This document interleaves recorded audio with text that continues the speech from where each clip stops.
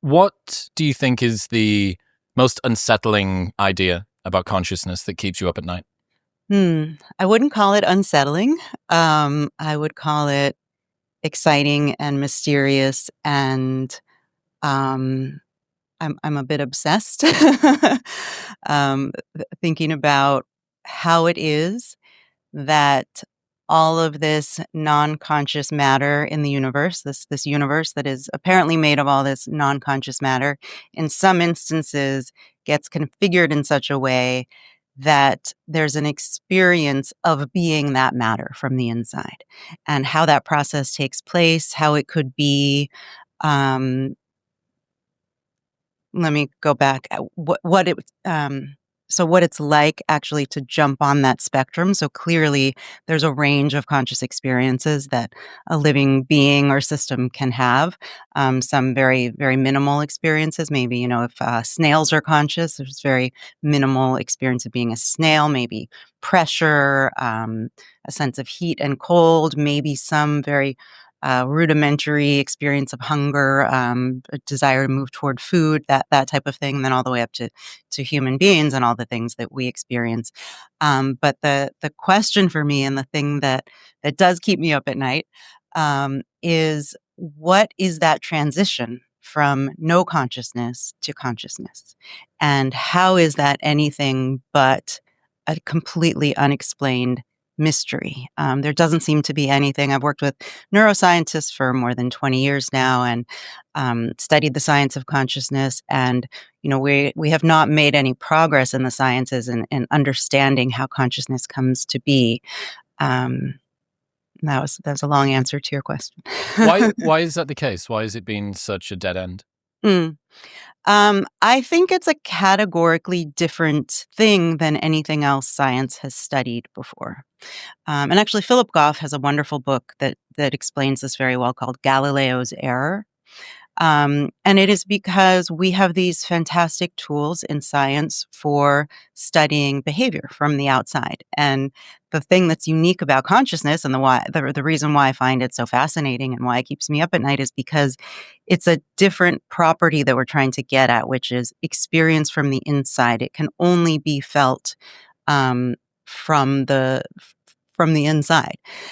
So, you and I are very similar beings, we're similar systems, and so we experience a lot of the same things, and we've developed language so that we can talk about those experiences. But what's interesting, actually, to me about communication and language is that it only works between systems that have similar conscious experiences. Because if the only reason you and I can talk about anything or share ideas is because we share so much of the same conscious content. If you try to explain to someone who's born deaf what middle C sounds like, or any sound for that matter, there are a lot of analogies you can make, but there's no way you can actually deliver that experience of sound to someone who's never had it before. And so to talk about it adequately and to be able to understand, the way I understand that you are conscious is because you're saying things that lead me to believe you're experiencing very similar things to things I'm experiencing. And so the trick is there is no way to get true evidence of a conscious experience, but from the inside, but from having it yourself. And as I said, we have all these ways of communicating that can give us, a fair amount of non-direct evidence that other systems besides ourselves are conscious, but we can't get direct evidence, and that's different from anything else that we study scientifically. Um, I think there may be changes in the last chapter of my documentary. I talk a little bit about how there might be changes to the science in the future that might enable us to kind of get around this issue. But I mean, it is still a pretty solid issue that it is only from the inside that consciousness can be known, and then conscious content can be carried through time by memories. And so we kind of have access. It's always a different experience in a new moment, but we can have access to content from previous experiences through memory. I've heard people say before that if we didn't experience it, the universe would give us no indication that consciousness exists. How true Well, do you think that sure. is? Yeah, I mean, that's even true on a more um, on a more tangible level, which is that in my documentary, I talk about locked-in syndrome, which is a very terrifying circumstance. But that's a circumstance where someone has had brain damage, either due to a stroke or injury, where they've become completely paralyzed, yet their conscious experience is completely intact. So they can hear, they can see, they can think, but they literally have no form of any kind of movement, let alone communication. And so that's a circumstance where you can't get any clues about the conscious experience that's happening on the inside from the outside. And it's these types of conditions in neuroscience that started me down this path of wondering, is it possible there are other systems that are just so unfamiliar to us, where even very minimal conscious experiences are actually arising in those systems? We would have no way of knowing, in the same way we have no way of knowing in a person who's in a locked-in state. What are some of the other interesting examples, experiments, insights from neuroscience that sort of reveal how unintuitive consciousness is? I would say most of them. And it's kind of what led me down this path, because I spent so much time working with neuroscientists and learning about the most recent research. And there are so many intuition shattering facts that come out of our current understanding of the brain. I talk a lot about priming processes. This is something that David Eagleman, the neuroscientist, writes a lot about and writes beautifully about. Actually, I recommend all of his books, and I speak to him in my documentary series. So, sorry, I said priming, which is also another example, but I meant binding. So yeah, You were primed to say priming. yeah, that's right. Priming actually is less well understood than binding, but binding processes are the processes that the brain uses, and there are many different types of bringing in different types of perceptions, different types of information from the outside, and then consolidating them into a present moment experience. So I'll give the example sometimes of playing the piano or playing tennis, where you can be aware of the fact that, use the example of piano, you in your conscious experience, you feel that you push the key down in the same moment that you hear the note, um, in the same moment that you see the key go down. But all of these signals, the light waves, the sound waves, the feeling of touch, these all move through space at different speeds. They get to our brains at different times because they're different distances away. And then they get processed in different speeds by the brain. And so we are left with this experience that all of this happens in one moment, when there's actually all of this subconscious brain processing that's taking place leading up to those moments. And then there are countless examples of ways that we feel the universe is structured because of the way we experience them. That when you look underneath the hood, you realize things are happening in a way that kind of give you this illusion. Actually, Anil Seth, the neuroscientist, uses the term controlled hallucinations to describe how the brain is mapping out the external world for us, by creating these conscious experiences that are extremely useful for navigating the world, and evolutionarily advantageous, of course, but that actually don't give us clear insight into the underlying reality. Well, I guess we don't really need to know the underlying reality, right? We just need to be effective within the environment. I want to know it. But yes, it- of course, evolutionarily speaking, yes. Yeah, adaptively, if That's we right. just spent No, all of our and time contemplating whether or not this is really the way that a tree looks, we might not have got as much done. Well, and yes, absolutely. And Donald Hoffman, I don't know if you've ever spoken to him, but he makes a very strong case for the fact that evolution actually serves the purpose of hiding reality from To us. obfuscate it. Yeah. Yes. Okay, so if we don't ever, so binding is this sequential processing and time delay adjustment in order to be able to make things feel to us like they're happening in sequence, and that Yes. other things get moved around in a way that helps us to feel them happening Yes. cohesively. If that's the case, what what does it mean to say live in the present moment as a sentence? Yeah. Um, well, that, that's obviously a term from meditation training and also, this kind of science of well-being. And I really think that in most cases is referring to our conscious experience. And so there is a present moment conscious experience, however delusional we are about the underlying reality. The only thing actually we all can know for sure is the experience that we're having. So, whatever the circumstances happen to be, if I'm a brain in a vat or, under some other circumstance I can't imagine, it is still true that whatever, it feels like to touch this table, that feeling of touch is a felt experience that is arising in the universe. And so you can be with your present moment experience being completely, oblivious to the underlying reality. I mean, even if you look at something like sight, if I see the color blue, um, even now that I'm aware of the science. I don't usually think about the fact that there isn't actually blue out there in the world, right? There are these light waves that enter the retina and get processed by the brain, and then this experience of seeing blue is kind of materializing. That is a real experience. That's a real thing that happens in the universe, but um, the experience gives me the impression that there's blue out in the universe, and so that it's that impression that's not right. Is it right to say that consciousness is behind our eyes? If it seems like it's in our head, Mm. right? And our eyes are a bit of our brain that gets extruded out through the front of our skull during gestation. You follow the eyes back, and then it's in here, right? Somewhere in here. Well, we don't know. And we don't know. I mean, obviously, people who are blind have consciousness without being able to see.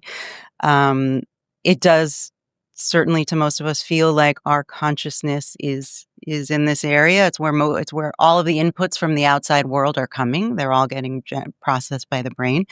They're all linked up through the nervous system to the brain, and so it makes sense that that's what we feel. And so part of the way we have a sense of being kind of a solid self and I is through this stream of memories that are connected, that are threaded through time. There could be an experience I have that I don't remember, but we don't know the difference between there not being an experience that was had at all or just not remembering it. And so if there are other experiences happening in my system, if there are some experiences of liver processing or, other types of processing that happen in my body that never enter this stream of awareness, my conclusion is that they're not conscious. But we just don't know. We only know what enters the stream of memory and then what can be reported on. This is where I often talk about, and I get into this in the documentary series as well, um, the work on split brain patients, because this is a very real world example of a suggestion of what I'm talking about, which is um, there's surgical procedure called a callosotomy that is not performed very often anymore, but was used to be used as a treatment for epilepsy for people whose lives were severely disrupted by grand mal seizures. Um, and when the seizure spreads from one side of the brain to the other, that's, a much more serious condition, and people can get injured and fall and die from this condition. So sometimes they would perform a callosotomy, which actually splits the connections between the right and left hemispheres of the brain. I don't know how much you want me to go into this research or if you're familiar with it. But one fascinating thing about this research is that they were able to find a way to probe and interrogate the right hemisphere of the brain, which is in most people, not all people, but in most people, the non-speaking side of the brain. So it's the left hemisphere that's verbal. And so, when these patients were being studied, the doctor would ask them a question and they would answer, if it was an opinion related question, what's your favorite color? Um, Only the left hemisphere was answering because the left hemisphere is in control of the speech. And so they might say blue, but if they realized that something interesting was going on and that perhaps the right hemisphere was having a different experience, the right hemisphere is controlled by the left hand. And so they would ask the person the same question and have them write the answer with their left hand. And often the answer would be different. And then there's a series of fascinating studies that were done that you can look up. I refer to many of them in my documentary series, and they're all in the notes for the documentary. So you can look at patients being interrogated in this way. It's incredibly fascinating. But the takeaway there, at least for me, is it's possible to even have a human-like mind that has no ability to communicate inside the same body of a mind that is able to communicate, right? And so we already know of an example where consciousness in one living system can be split in that way, such that there are different conscious experiences arising, and some can be reported on and some can't. And so the question for me is, once I got really deep into this research and once I accepted the fact that I was actually willing to ask this question, which was very taboo for a long time and not something that neuroscientists were really open to discussing, 10, 20 years ago. But once I kind of allowed myself to go down this path and realize that, not only is this a legitimate scientific question, but I think it's a really important scientific question. Is there consciousness in other systems, in much simpler systems than we've assumed? And if so, it's possible that there are all kinds of conscious experiences happening within my brain and body that I'm not aware of, that I can't report on, but that are, arising and passing away all the time. It is very counterintuitive because there's nothing more real. Very. Well, there's nothing more real to me than I still the feel like I sense. sound crazy when I say these things. A little. Yeah. But there's nothing more real to me or anybody that's listening than the sense of being me. Sure. The Yes. sort of, I think, therefore I am I a brain in a vat? Well, at least I know that I am this thing. You go, oh, fucking hell, is that gone as well? Like, I don't even know if I am this thing. And Well, if you could say, these feelings are happening. You are it's a feeling much it. less The conscious sexy sentence. experiences It's are a happening. much less sexy sentence, though, unfortunately.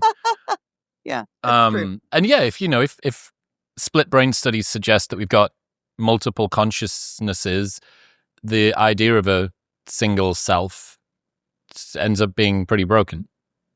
Yes, I mean, we only know that that's true in a split brain patient, which is a very unusual type of brain to have. But if you were to do it temporally, right? Like, you're not the same person that you were 10 years ago, even though or you're not the same person now than you were when we started this conversation. That's what it really comes down to. Yeah. So one thing that I had in my head was some states of human conscious experience feel more or less than others. It's like love feels more conscious than boredom, let's say. Okay. Heartbreak or grief feels more conscious than relaxation. You wouldn't just say it's a stronger or more vivid conscious experience? You'd say maybe. It's more conscious. I don't know whether there is something about how much our attention is forced to attend to the thing that's going on and the kind of volume of it. Sure. Oh, absolutely. Yes. Yes. I don't know, but the question is... I just wouldn't talk about it as more the consciousness being... less conscious? I don't think so. I don't think that's the right way to think about it. That's interesting. I think the contents, the things that are being experienced can be more powerful, can be stronger, can be more vivid. But I think consciousness is consciousness. If it's being experienced, that's consciousness. And I don't know. I mean, a lot of people would disagree with me, even people who are kind of in this world of wondering if consciousness goes deeper in nature. I've written a couple of articles on this subject of why I think that particular way of seeing things doesn't really make sense. But yeah, I tend to think of consciousness as, even though there's a spectrum of content, consciousness itself is really binary. It's either there or it's not. So there's an interesting question there, which is what is the lowest possible amount of consciousness that you can have before one step of consciousness eroding would mean that consciousness no longer exists? This is the kind of thing that keeps me up at night. Exactly. Yeah, scary. I suppose there's, if we've got this Overton window of consciousness, you would ask yourself, okay, well, what's the maximum amount of consciousness? Because there's no reason to assume, if we think that there's a gradation, right, between a bat or a flower. Yeah, I just don't think there's a gradation of consciousness. I think there's a gradation of content, the types of things that are experienced. So I think even the most minimal experience we could imagine, just a a low humming noise and nothing else. Mm. I wouldn't say that's less consciousness than what I'm experiencing now. I would say that's less content. Okay, but if you were an amoeba Yeah, and you have that level, or a bat, yeah, or a flower, or a mycelium network, or yeah, a blue dolphin, or us, yes. would you say that the range of consciousness is No, greater? No. Okay, so across the no. board. Oh, that's interesting. Well, even then, if we're just talking about contents, then Yeah, the ability for our consciousness to experience more depth, more breadth, or yes. whatever, or at least for us to be able to detect more signal, let's say, there's no reason to assume that we are the ceiling of that. Oh, no, absolutely not. No, I think there are, likely more complex things to be experienced than the things we experience. Um, I also, part of why I've come to this conclusion is because of another area of neuroscience, which, more or less proves that this feeling of being a self that we have is an illusion. Um, and I can explain more about that, but the way you just referenced, a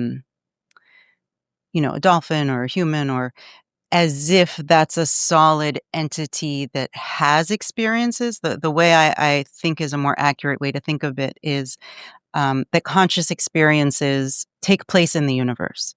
And so, a lot of things have to happen for any particular conscious experience to take place. I don't think it's accurate to think of me as a human, as some kind of solid self somewhere here inside my head that these conscious experiences happen to. It's that there are these systems that get um, configured by the unfolding of the universe, however that happens, that we don't yet understand or may never understand, that cause certain experiences to arise. And some are incredibly complex and some are very simple. But there's no self that moves through time that is the vehicle of those experiences in any form. So, an example I've been giving lately is um, the experience of self is more, and the experience of human mind, and any mind really, is analogous to an ocean wave. So we call an ocean wave a wave, and we use that term and we talk about it like it's a thing.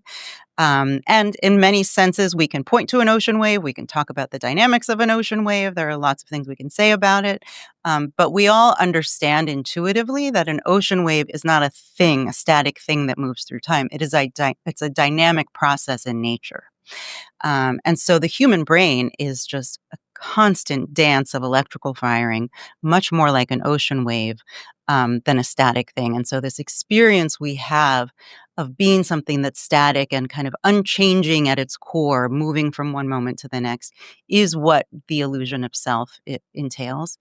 And we fail to see that it's much more like an ocean wave, where it's an ever evolving, changing process. It never sits still. It never is one thing. As I said, you're different. You're a different, system now than you were when we started this conversation.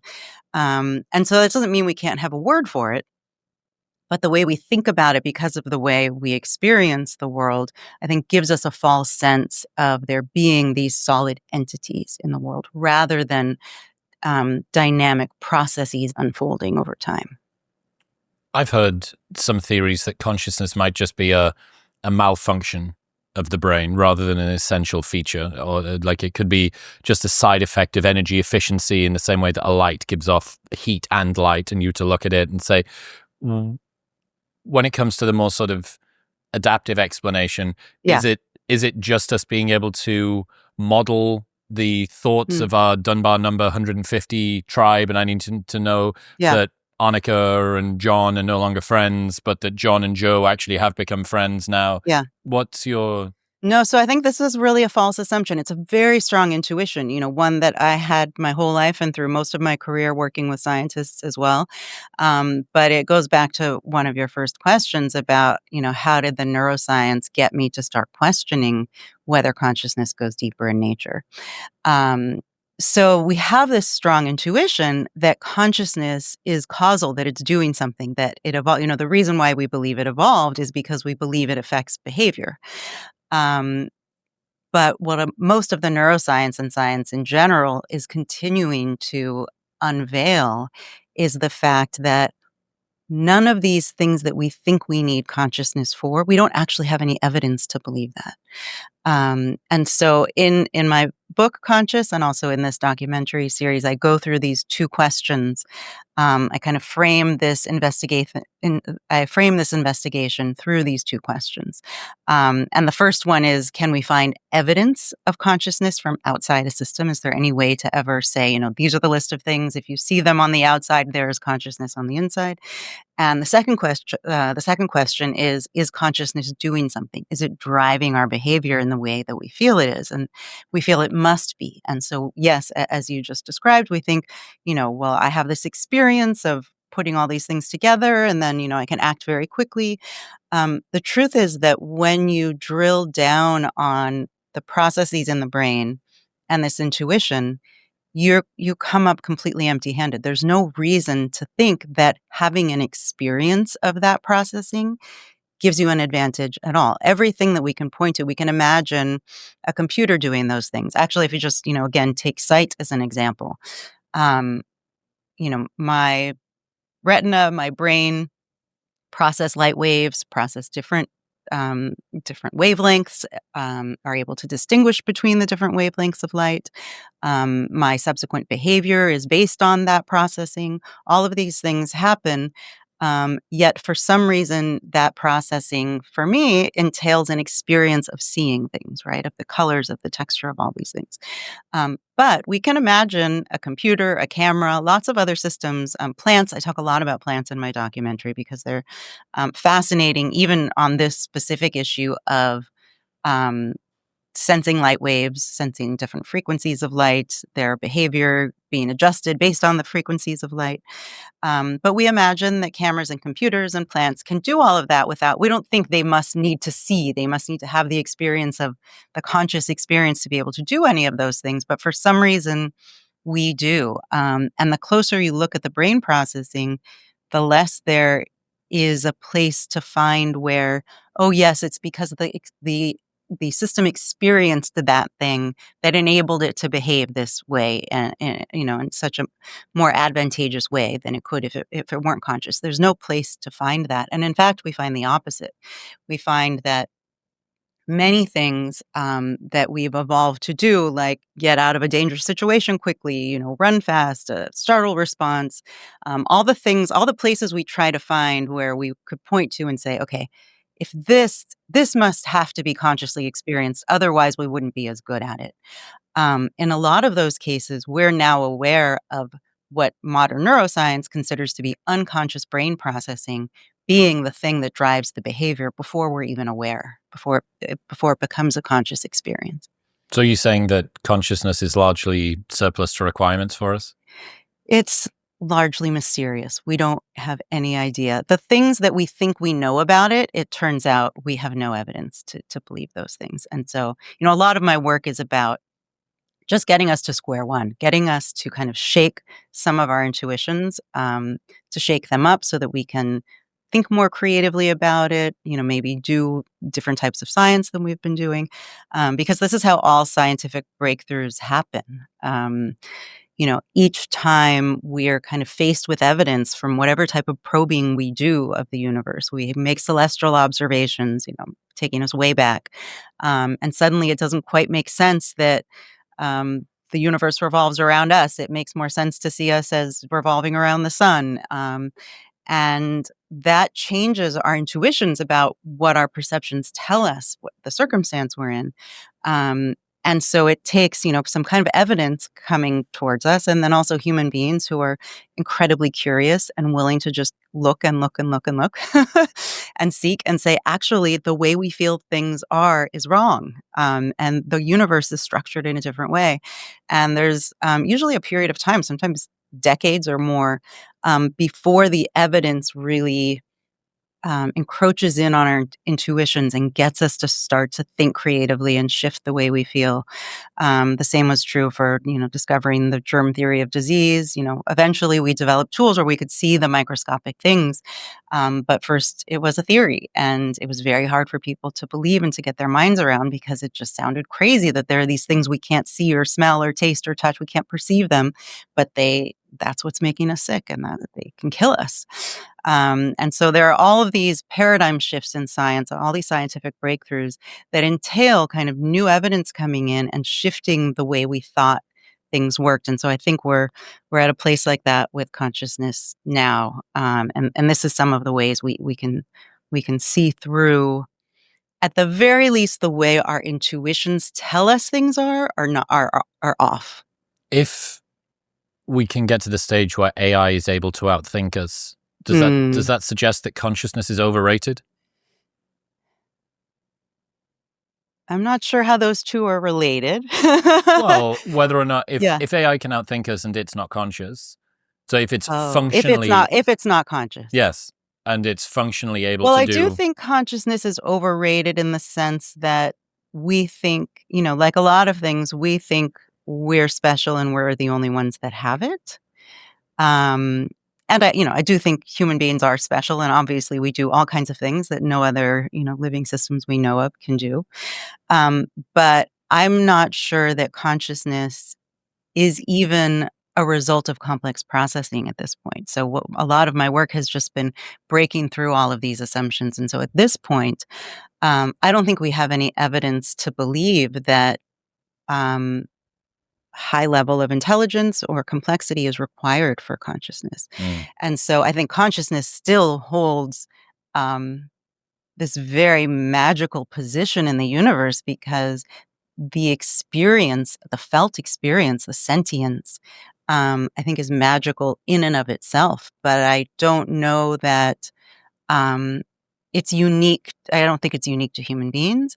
And I don't think we have any reason to think that it is responsible for all of the things that we value in ourselves. And so I think much less simple systems have them. If we develop more complex systems, they will likely have it. But whether or not they do, I think the things we value in human beings, in our intelligence, in our um, thinking skills, creativity skills, ability to create new things and build new things that never existed, and imagine new things and then generate them and make them real, um, all of that may not really have anything to do with consciousness, any more than a pea tendril, needs consciousness to do all of the things in a much simpler way, but some, more miraculous than you would have realized until you start studying plant behavior. That you don't we don't know any reason why you would need consciousness for either of those things. So, I mean, I think AI is interesting, and it will be a very interesting development either way, conscious or not, but I don't think it changes the status of consciousness. Do you think that how likely do you think it is that progress in AI will unveil some interesting insight Mm, about consciousness? uh, I think that's probably unlikely. Um, but I mean, that's a big question mark for me. I don't know. I can't imagine a way that it would. The type of science, the last chapter of my docuseries is called The Future of Science. And I'm imagining a science that rethinks our ability to um, experience other systems than the ones we experience. So, we experience light waves and sound waves, but there are many, we don't experience the Earth's magnetic field, and many animals do. There are lots of things that we actually have a head start studying scientifically, because we perceive them, and so we have developed these intuitions for them. In my series, in one chapter, I interview someone who was part of a study where they actually gave participants an experience of magnetic north. Um, it's a fascinating study. I can tell you more about those Yeah. details. How do you Uh, experience magnetic north? yeah, so maybe I'll finish that point and then come back. Um, but the idea is that if we want to understand consciousness better, we're going to have to find a way to expand our experiences, and also, well, I can give more examples, but that's kind of the way I think it's headed. I'm not sure how AI could be helpful there, although I guess, any kind of intelligent system might give us ways to experiment, and ideas for things we might do, but it will entail a human participation because it will have to entail experiences and sharing experiences and being able to talk about them. Um, and, of course, maybe AI will develop to that point and they'll just be way beyond us in all these ways and they'll figure it out. Mhm. um, so, I guess the issue will be if AI is not able to or uninterested in communicating with us, we just won't know.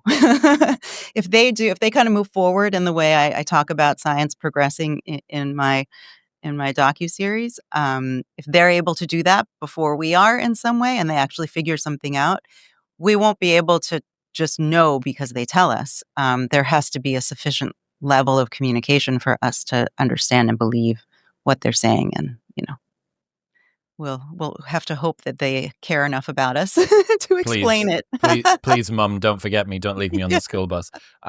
Magnetic North. So How do you yes. experience it? So there's an area of science, of neuroscience.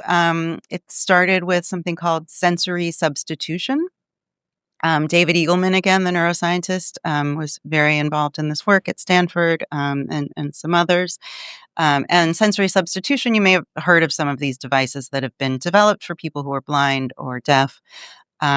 For the blind, originally, they created something called a brain port, and this was like a popsicle-like thing that sits on the tongue and delivers electrotactile signals, based on a camera that's worn like on a headband. So it's receiving the visual input, and then it translates that into electrotactile signals on the tongue. What's so interesting about the brain is, at first the participants they use these and they're just getting a buzzing sensation. They means nothing to them.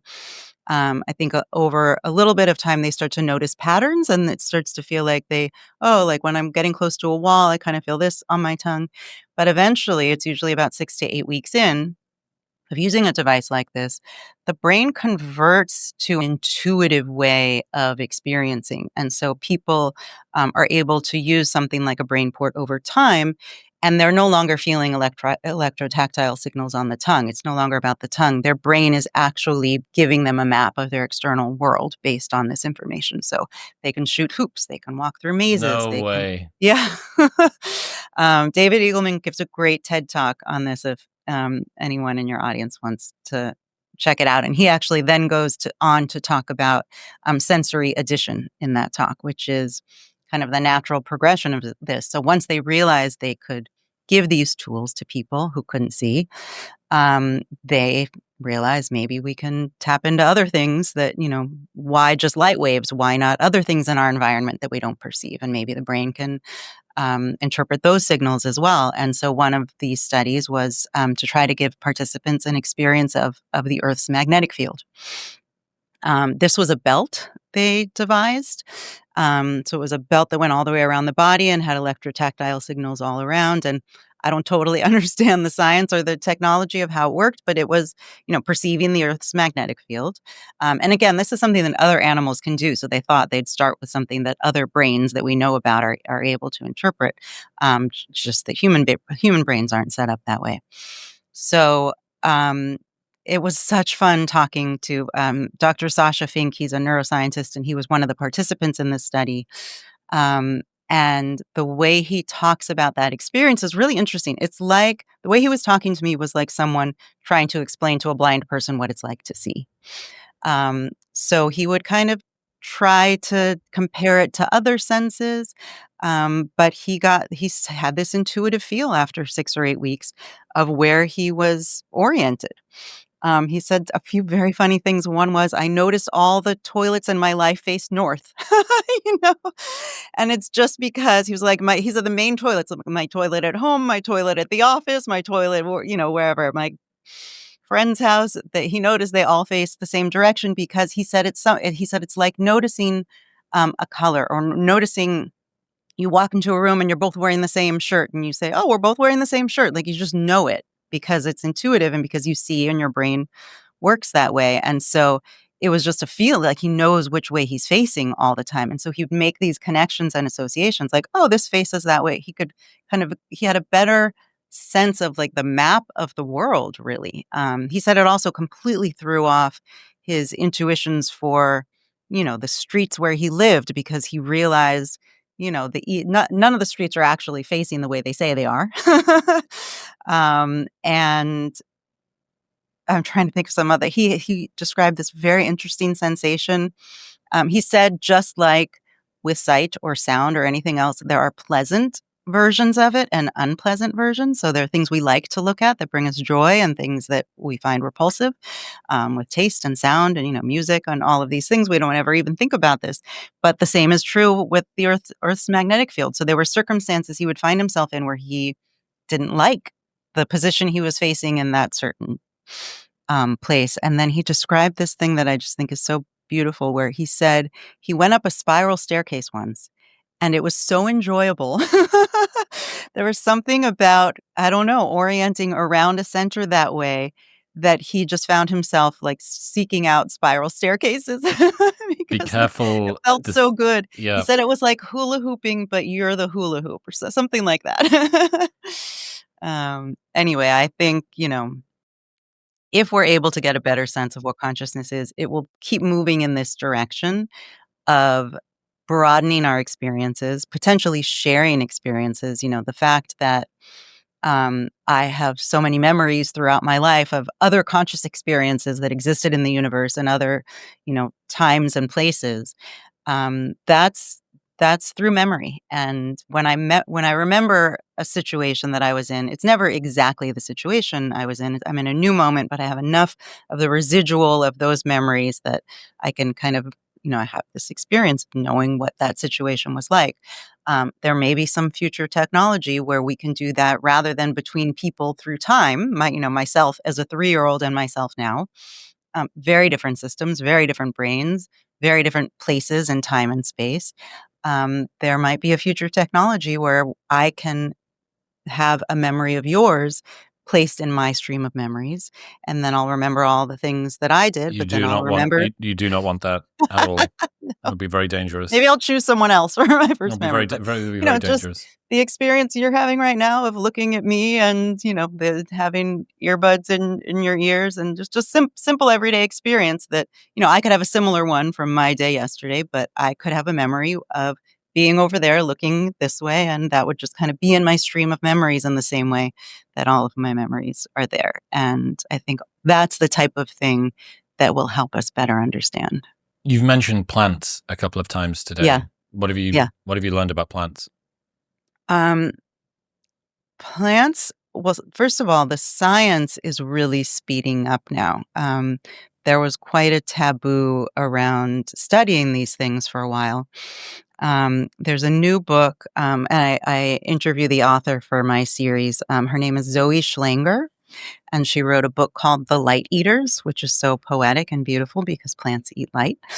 Um, and she gives so many examples of relatively new findings, starting in 2014. Again, with light, plants have more photoreceptors than we do. They can see. See is, probably not the right word to use, but everyone's starting to get confused because it's hard to know how to talk about these things. There's an example of trying to think. Oh, there's a parasitic plant called the dodder vine, Dodder, not daughter as in daughter and son, but daughter. A dodder vine can um, sense when the seedling is sprouting. It kind of moves around in the air like you've seen other plants do in time lapse photography. It'll kind of move around, and it seems to be sensing, where it can find something to parasitize. And there are certain plants that they can live off of, and there are certain plants it can't. And so scientists for a long time wondered, is it chemicals? Like, what are they? How do they know that in this direction they shouldn't go that direction? They should go in this direction. And they started running all of these studies, and it turns out that at least part of the way they do this is through sensing light. And so they can sense the shape of a plant because, the reason we see green when we look at a green leaf is because the other light wavelengths are passing through, but the green ones are bouncing off the leaf. And that's why we're perceiving the green. And so the daughter vine can apparently tell, I forget, there's a long list of things it can tell, but essentially, you know, the type of plant it is. It won't grow towards grasses. It's very hard to get itself attached to a grass. It can't really survive that way. So if there are grasses planted, over here, it'll sense the shape and how much nutritional content is there. All this whole list of things that they've now studied. It can tell by the light that is getting filtered through the leaves and branches of these plants. And the final study that they did to prove this was they used LED lights and they set up different shapes of different plants, the types of plants, some being the types of plants that they would be interested in attaching to, and others like grasses. But they were just LED lights in the shape of grass and LED lights in the shape of plants that would be the type of plants it would enjoy. And made the right choice.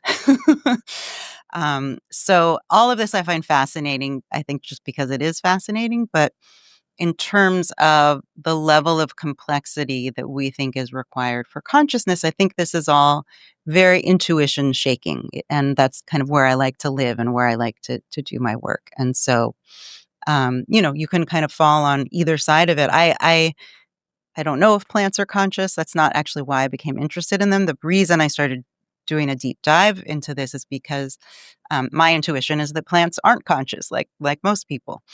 And so the question is, when we started unveiling some of these much more complex behaviors that kind of fall into the categories of human behaviors, I spoke to plant biologist, Daniel Shamovitz, and he and I spoke a lot about how he wasn't sure which terms to use. He would say, can you say a plant can hear? Can you say a plant can see? And without consciousness, how do you describe the same phenomenon? And then, of course, is it possible that there is some conscious level of conscious awareness there? But my interest was less in that and more in how is it that we can look at some behaviors that are quite human-like and not think consciousness is necessary for them, but somehow when we exhibit similar behaviors, we think it couldn't be done without consciousness. And where are we mistaken? Yeah, that's humbling. Yeah. I wonder whether, well, actually, where have you come to land on the where consciousness comes from question? All of the different schools of thought. Are you a neo panpsychist now? Like, what is this? Do you fit into some broad bucket? I do not fit into a bucket. Where I have landed with all of this is that I think I have been convinced that it's a legitimate and very important scientific question to be asking. Two questions I would say. Does consciousness go deeper in nature than the sciences have previously assumed? And the one I'm most interested in now is consciousness fundamental? So is it actually a fundamental property of the universe? Something that is much more basic, no less magical or interesting, but something more basic in terms of a fundamental layer, more akin to gravity than to, something that arises out of complex processing and behavior. And so I think all that I'm a very science-minded person, and I've worked with scientists for decades, and that's really where my heart is, and I think that's that's our best method for discovering truth, and for breaking through all of these false intuitions that we have, and giving us a reason to do that, um, and so I think it's truly a question. We just don't know. and I think it's fine for us to say we don't know, but to say that we have always assumed that the sciences have always assumed that consciousness arises out of complex processing, and it's time to realize the evidence is not supporting that, and it's possible that consciousness is actually fundamental and it's not serving the purpose we feel it is, but is actually kind of a part of every process in nature. Are we asking the wrong people? But that's a question. Well, are we asking the wrong people about consciousness? Should we be asking mystics and meditation experts instead of scientists? Well, my issue with that is that it's not a reliable those don't tend to be reliable methods. So I think we should and we do. I think especially people who have taken meditation very seriously, because that is the only tool we have, and I really see it as a tool, as a scientific tool we have for investigating our own personal experience, for investigating consciousness directly. And what's interesting too about meditation is that it serves the same function. It gets us um, to actually drop some of these false intuitions. It has that effect because when we use our attention in that way, we can actually see through some of these illusions that the brain creates for us. So the illusion of self can drop away, the illusion of conscious will can drop away. Even in one of the chapters of my series on space and time, I talked to physicists about space and time, and one thing that I found interesting there, and again, this is just interesting. I don't know that how much weight we need to put in it, but physicists are basically in agreement at this point that space is an emergent property, that space is not part of the fundamental story. And what's interesting about meditation practice is that usually comes as an insight as well to people who have been meditating for many years, who are experienced meditators. And there's a way in which it actually makes sense that the brain could be mapping something out for us, something that is part of the external reality, that makes us feel that there is space directly in the way that we experience it, where we may be perceiving something, a fundamental structure of the universe that is not really about space in the way that we perceive it. And now I'm remembering that's when I had that conversation with Jan 11 about love, where we were talking about something completely different. We were talking about string theory and different interpretations of quantum mechanics, and different dimensions of space, and could there be 10, 11, 12, or more dimensions of space. And I was talking about how, we have no intuitions as human beings for anything like that. We just where would that space be? We can't do that. Not only can we not go in higher dimensions, but we actually can't conceive of two-dimensional space, even though we kind of feel like we can, because we can imagine a plane, like a very thin plane. But the truth is, if you make that plane thinner and thinner, we can't imagine a plane with truly no depth. That's not something that's imaginable to us. And so in that little video clip that my publisher beautifully captured in a kind of sidebar conversation, I was explaining to someone on our team about this conversation I had with Jan 11, where we really are kind of stuck in 3 dimensions of space. We can't imagine any more or any less. And she mentioned love and said, well, how many dimensions is love? And she actually got me to realize that there are many, many conscious experiences we have that are not necessarily in space. And that kind of led me down this path that I get into towards the end of the series, thinking about whether space is like color, where until we reached the science that told us there isn't green out there in the world, that's being generated by the brain. There are light waves out there, and whatever, to the extent that we can understand even what light waves are. But the thing we experience is not out there in the way that we feel it is. And is it possible that space is like color, where we only perceive a certain part of the spectrum, and the spectrum is larger than we perceive, and that it's giving us information about something about the structure of the universe, but that space is actually not what it really is in the way that we experience it. You mentioned quantum physics there. There's kind of a God of the gaps, quantum of the gaps, entanglement down at the quark level, etc. thing that goes on. Have you got? Well, there is. It's like, these Yes. words just get fucking snuck in, Yeah. like where people don't No, really understand what's they going act on. like it's normal. Yeah, and they say, "Oh, yeah, it's the quantum fluctuations, and we can't explain about." We don't understand any of that. Before you know Yes. it, you're reading the three-body problem. Yes. That's a great book. Have you got any sense of whether quantum physics? I mean, quantum physics is playing an important role in everything, in that it's a part of physics.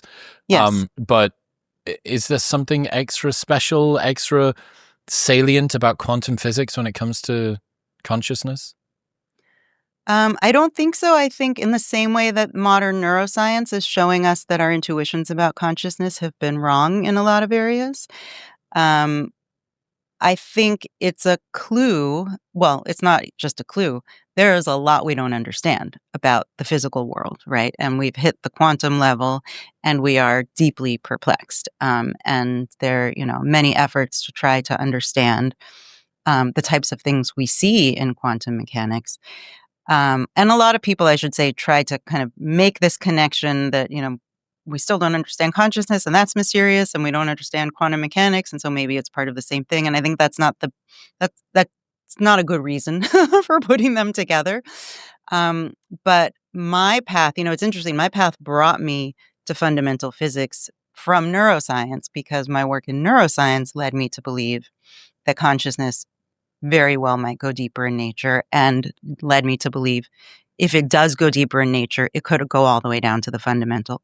So then I kind of, had to start working with physicists to understand what that meant, or if that made no sense at all, or if, something we already understand about physics that would rule that out. But what I found is, if consciousness is fundamental, it actually helps us make sense of some of the things that we're seeing in quantum mechanics. That doesn't mean it's true. But it's interesting to me that it's helpful in terms of interpreting those things. And I think whether or not consciousness is fundamental, thinking of it that way, in the same way that we've assumed consciousness arises out of complexity, we've actually made a ton of progress in neuroscience based on that assumption.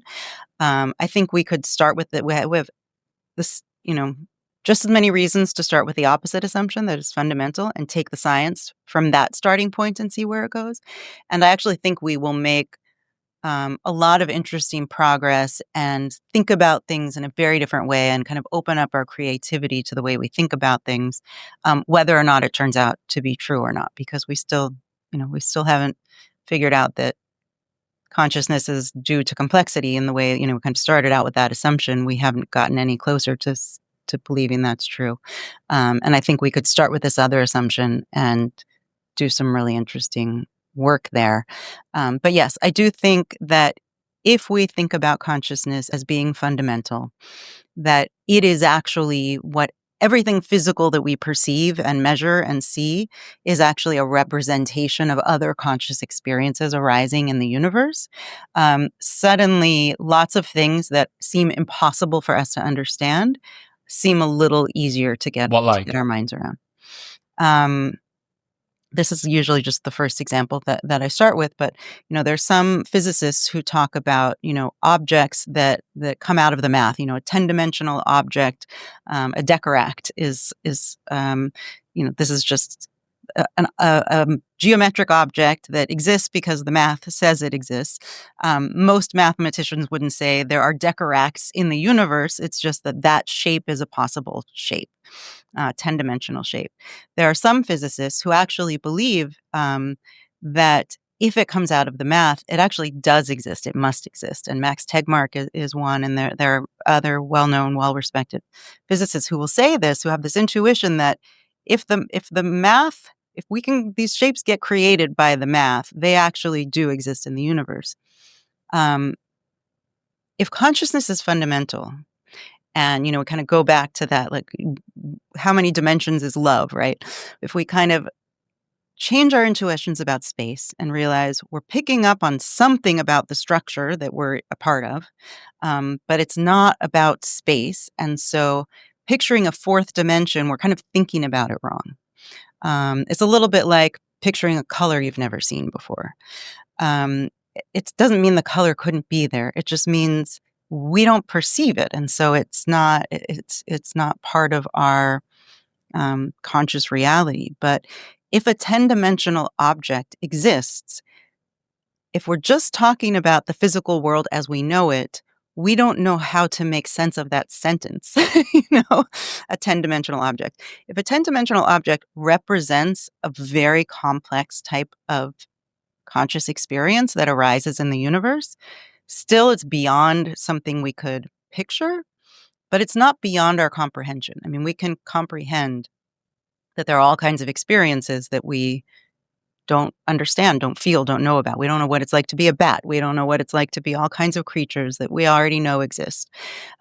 So if the math and the physics tell us that certain structures exist, and every structure that exists in the universe is at bottom a felt experience, or many felt experiences arising, then suddenly those types of things make more sense and are easier to talk about. And I think open new avenues for exploration also. What do you think the future of consciousness research should look like?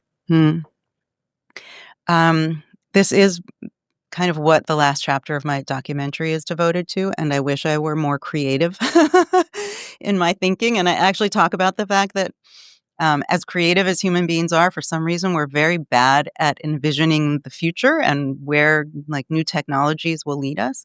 But I did spend a lot of time thinking about this, and so it, I don't know how this will manifest and where it will lead exactly, but the things that I can think of and imagine are things like sensory addition. So I imagine that perceiving new forces and systems, like magnetic north and all the other things that we don't sense, that feeling them intuitively actually give us a lot of scientific knowledge. Not all, but most of the physics that we've done comes from the fact that we feel ourselves in the world. We feel a lot of the physics. And we're able to get a tremendous amount of information just from perceiving it. And so I think if we're able to start to perceive other things in our environment with our brains in a way that we can develop intuitions for them, I think that's one avenue. The other one I mentioned is, if it's possible to not just share memories across, the ages of one person as they evolve over time, but to share them across human beings. So it wouldn't be the same as having the same experience in the same moment. But just being able to have someone else's experience as part of my memory, I think suddenly gives us a whole new set of intuitions about consciousness and what's happening and how, we are relate to one another and all of that. I also was thinking when I was reading Sarah Walker's book, and I mentioned this in the series also, she's a astrophysicist who's working on a theory of life. She mentions in her book how Einstein, had this intuition for space-time. He was the first human being we know of to think about gravity not as a force, but to imagine that space and time are somehow part of the same fabric. And when that fabric warps, it affects how objects move, right? So rather than gravity being a force, it's actually the warping of space-time. And he had that intuition, he had that insight. But it took him years and decades to formalize that intuition, to be able to express it to others. I mean, again, it's another communication issue where if somebody else doesn't share that experience, it's very difficult to talk about and communicate it. So, it took decades for him to get this out in the mathematics and in language and to communicate it to other scientists so that other people could share this idea and move forward with it. And I had this thought while reading her book, what if that intuition could be shared? That's a conscious experience. That's a felt experience. He has, later, 10 years later in his life, he still has the memory of that intuition. The intuition didn't go away for him. Is there some way in which in the future human beings might be able to share and really progress science? I mean, imagine if Einstein, the day he had that intuition, could have shared it with 15 other scientists. And so, yeah, it's in this vein that I imagine, if it's possible, that this is kind of where things will be headed. Heck yeah. Annaka Harris, ladies and gentlemen. Annaka, I love the fact that you went and did a unnecessarily complex audio documentary series to try and answer these questions after writing a book on it. Where should people go? They want to check out the documentary? For the documentary, there's a website for the documentary. It's just lightsondocumentary.com. My website, you can find all of my social media links and all of that, and that's annakaharris.com. Heck yeah. Annaka, I appreciate you. Thank you. Thank you. Congratulations, you made it to the end of the episode. And if you want more, well, why don't you press right here? Come on. Tap it.